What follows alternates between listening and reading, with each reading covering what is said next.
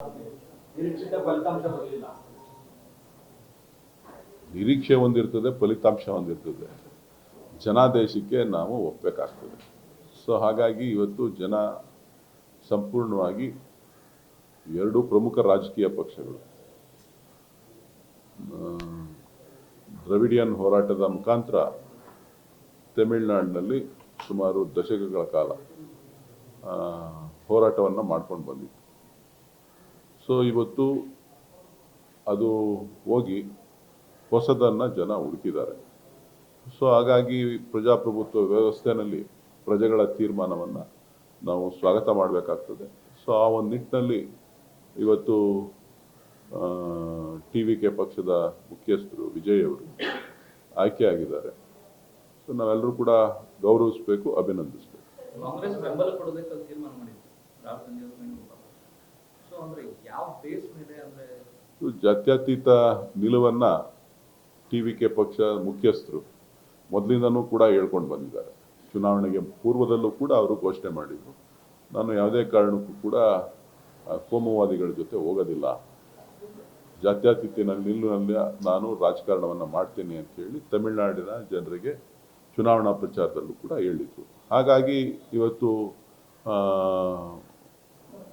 ಆ ಒಂದು ಹೇಳಿಕೆ ಮತ್ತು ಅವರಲ್ಲಿರ್ತಕ್ಕಂಥ ಒಂದು ಬದ್ಧತೆಯನ್ನು ಗಮನದಲ್ಲಿಟ್ಕೊಂಡು ಕಾಂಗ್ರೆಸ್ ಪಕ್ಷ ವರಿಷ್ಠರು ತೀರ್ಮಾನ ಮಾಡಿದ್ದಾರೆ. ನೀವು ಕೂಡ ಪ್ರಚಾರಕ್ಕೆ ಹೋಗಿದ್ರಿ, ಡಿಎಂಕೆ ಮತ್ತು ಕಾಂಗ್ರೆಸ್ಗೆ ಹಿನ್ನಡೆ ಕಾರಣ ಇದೆ. ಜನ ಹೊಸದನ್ನು ಬಯಸ್ತಾರೆ. ನಿಮ್ಮ ಟಿವಿಲೂ ಅಷ್ಟೇನೆ,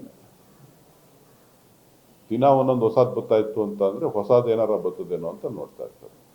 ನೀವು ಹಾಕಿದ್ದೇ ಕಾರ್ಯಕ್ರಮ ಆಗ್ತಾ ಇತ್ತು ಅಂತ ಅಂದರೆ ನಿಮ್ಮನ್ನು ಕೂಡ ನೋಡೋದಿಲ್ಲ, ನಿಮ್ಮನ್ನು ಕೂಡ ಸ್ಕ್ರೀನಲ್ಲಿ ಬದಲಾಯಿಸ್ತಾರೆ. ಕೆಲವೊಂದು ಬದಲಾವಣೆಗಳಾಗ್ತದೆ ಸರ್. ಹೊಸತನ ಬೇಕಾ, ಹೊಸ ಲೀಡರ್ ಬೇಕಾ, ನಿಮ್ಮ ಪಕ್ಷದಲ್ಲೂ ಕೂಡ ಹೊಸ ನಾಯಕತ್ವ ಬೇಕಾ? ಅದು ಪಕ್ಷದ ಆಂತರಿಕ ವಿಚಾರಗಳು, ಅದು ಪಕ್ಷದ ಆಂತರಿಕ ವಿಚಾರಗಳು. ಚುನಾವಣಾ ಮುಂಚೆನೆ TVK ಜೊತೆ ಹೋಗ್ಬೇಕು ಅನ್ನುವಂತ ವಾದ ಇತ್ತು. ನಿಮ್ಮ ಕಾಂಗ್ರೆಸ್ನ ನಾಯಕರುಗಳೇ ಅಲ್ಲಿ ಅದನ್ನ ಅಬ್ಜೆಕ್ಷನ್ ಮಾಡೋ ಸಲುವಾಗಿ ಅದಾಗಲಿಲ್ಲ. ಬಹುಶಃ ಹೋಗಿದ್ದಿದ್ರೆ ನಿಮಗೂ ಒಂದು ಗೌರವಿತವಾಗಿ ಇರ್ತಿತ್ತು ಅಂತ.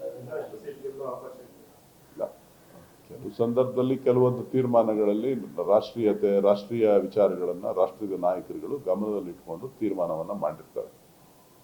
ಸೊ ಬಹಳ ವರ್ಷಗಳ ಕಾಲ ನಾವು ಇಂಡಿಯಾ ಒಕ್ಕೂಟದಲ್ಲಿ ಇದ್ವಿ.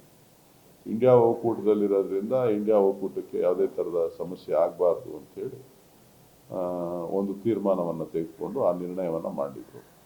ಇವತ್ತು ತೀರ್ಮಾನ ಫಲಿತಾಂಶಗಳು ಬಂದ ಮೇಲೆ ನಾವು ಜಾತ್ಯತೀತ ತತ್ವಗಳಿಗೆ ನಾವು ಗೌರವಿಸಬೇಕಾಗ್ತದೆ. ಸೊ ಹಾಗಾಗಿ ನಮ್ಮ ಪಕ್ಷದ ಹಿರಿಯರು ತೀರ್ಮಾನವನ್ನು ಮಾಡಿದ್ದಾರೆ. ರಾಹುಲ್ ಗಾಂಧಿ ರೆಡಿ ಇದ್ರು, ಆ ತೀರ್ಮಾನಕ್ಕೆ ರಾಹುಲ್ ಗಾಂಧಿ ರೆಡಿ ಇದ್ರು, ಲೋಕಲಿ ಅದಾಗಲಿಲ್ಲ. ವಿಚಾರಗಳು ಬೇರೆಯವ್ರು ಹೇಳ್ತಾರೆ, ಎಲ್ಲೂ ಕೂಡ ಯಾರು ಕೂಡ ಅದನ್ನ ಓಪನ್ ಆಗಿ ಎಲ್ಲೂ ಹೇಳಿಲ್ವಲ್ಲ, ಎಲ್ಲ ಗಾಸಿಪ್.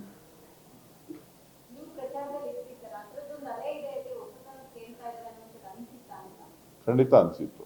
ಆ ವಿಚಾರವನ್ನು ನಾನು ಪಕ್ಷದ ಆಂತರಿಕದ ನಮ್ಮ ಅಭ್ಯರ್ಥಿ ಹತ್ರನೂ ವಿಚಾರಗಳನ್ನು ತಿಳಿಸಿದ್ದೆ, ಬೇರೆ ನಮ್ಮ ನಾಯಕರುಗಳ ಹತ್ರನೂ ತಿಳಿಸಿದ್ದೆ. ಸೊ ಜನ ಹುಚ್ಚಂತೂ ಬಂದಿದೆ, ಏನು ಮಾಡ್ತಾರೆ ಅಂತ ಗೊತ್ತಿಲ್ಲ ಅಂಥೇಳಿ.